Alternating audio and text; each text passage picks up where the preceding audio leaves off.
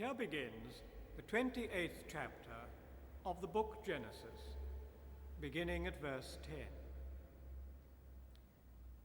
Jacob left Beersheba and went towards Haran, and he came to a certain place and stayed there that night, because the sun had set. And taking one of the stones of the place, he put it under his head and lay down in that place to sleep. And he dreamed that there was a ladder set up on the earth, and the top of it reached to heaven. And behold, the angels of God were ascending and descending on it. And behold, the Lord stood above it and said, I am the Lord, the God of Abraham, your father, and the God of Isaac. The land on which you lie I will give to you and to your descendants. And your descendants shall be like the dust of the earth, and you shall spread abroad to the west and to the east, and to the north and to the south. And by you and your descendants shall all the families of the earth bless themselves. Behold, I am with you and will keep you wherever you go, and will bring you back to this land. For I will not leave you until I have done that of which I have spoken to you. Then Jacob awoke from his sleep and said, Surely the Lord is in this place, and I did not know it. And he was afraid and said, How awesome is this place! This is none other than the house of God, and this is the gate of heaven. So Jacob rose early in the morning, and he took the stone which he had put under his head, and set it up for a pillar, and poured oil on the top of it. And he called the name of that place Bethel. And then Jacob made a vow, saying, If God will be with me, and will keep me in this way that I go, and will give me bread to eat and clothing to wear, so that I come again to my father's house in peace, then the Lord shall be my God, and this stone which I have set up for a pillar shall be God's house. And of all that thou givest me, I will give the 10th to thee. Here ends the first lesson.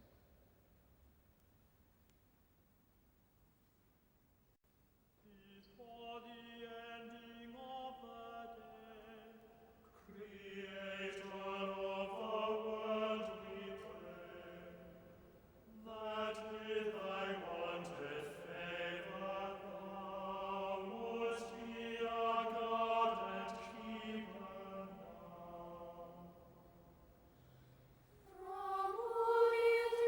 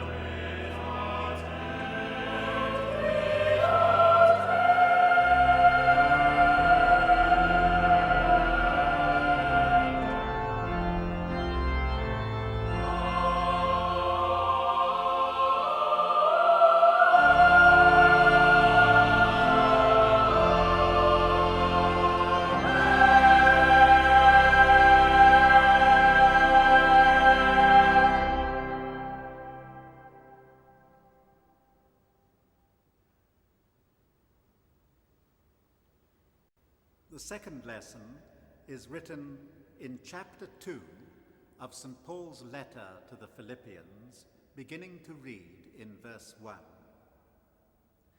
So, if there is any encouragement in Christ, any incentive of love, any participation in the Spirit, any affection and sympathy, complete my joy by being of the same mind, having the same love, being in full accord and of one mind. Do nothing from selfishness or conceit, but in humility count others better than yourselves. Let each of you look not only to his own interests, but also to the interests of others. Have this mind among yourselves, which you have in Christ Jesus, who, though he was in the form of God, did not count equality with God a thing to be grasped, but emptied himself, taking the form of a servant, being born in the likeness of men, and, being found in human form, he humbled himself and became obedient unto death, even death on a cross. Therefore God has highly exalted him and bestowed on him the name which is above every name, that at the name of Jesus every knee should bow, in heaven and on earth and under the earth, and every tongue confess Jesus Christ is Lord, to the glory of God the Father. Here ends the second lesson.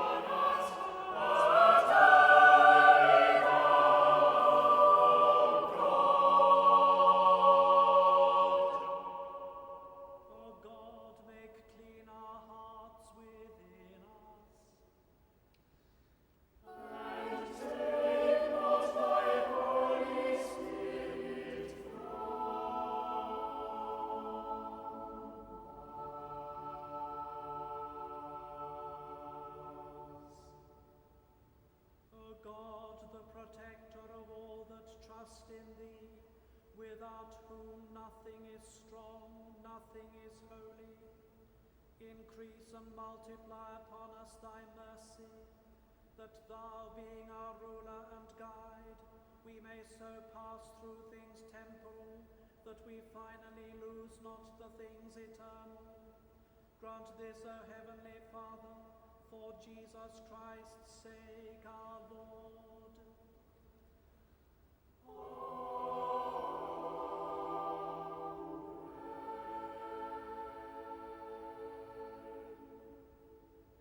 O God, from whom all holy desires, all good counsels, and all just works do proceed, give unto thy servants that peace which the world cannot give, that both our hearts may be set to obey thy commandments, and also that by thee we, being defended from the fear of our enemies, may pass our time in rest and quietness, through the merits of Jesus Christ our Saviour.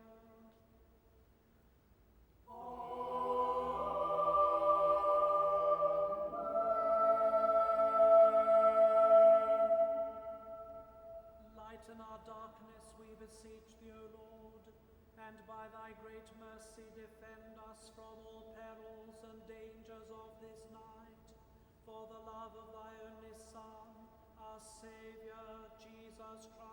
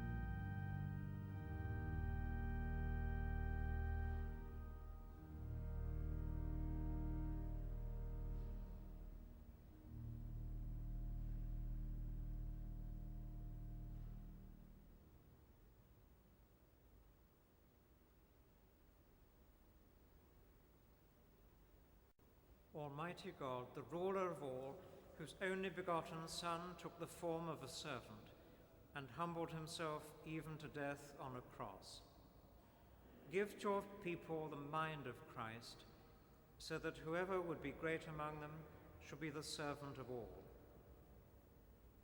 We pray for the sacred ministers of your church, for Michael, our bishop, that you'll give him grace to be a true shepherd to your flock, for your priests, that you'll make them messengers, watchmen, and stewards of the mysteries of Christ, ready to offer the life of the world in union with the sacrifice of your dear Son. For your deacons, that you'll make them faithful and eager to do your will. And for all your faithful people, that they may strengthen the weak, bring back the outcasts, and seek the lost. We pray for our Queen and the ministers of state in all nations, whose decisions affect the lives of many. And we thank you for those who minister to the sick and dying, and whose care imparts your goodness. Eternal and infinite God, whom neither time nor space can measure or contain, look with loving kindness on this earthly house, built as an offering to your praise, and by your presence make it an image of your glory. Bless those who visit this cathedral and those who welcome them in your name, that he may share your mission to the world. So we ask the prayers of the Blessed Virgin Mary, in whose honor it is built. And we thank you, Father, for the saints who brought the gospel to Cornwall, that with them we may glorify you forever. Through Jesus Christ, your Son, our Lord. Amen. And together we pray. The grace of our Lord Jesus Christ, and the love of God, and the fellowship of the Holy Spirit, be with us all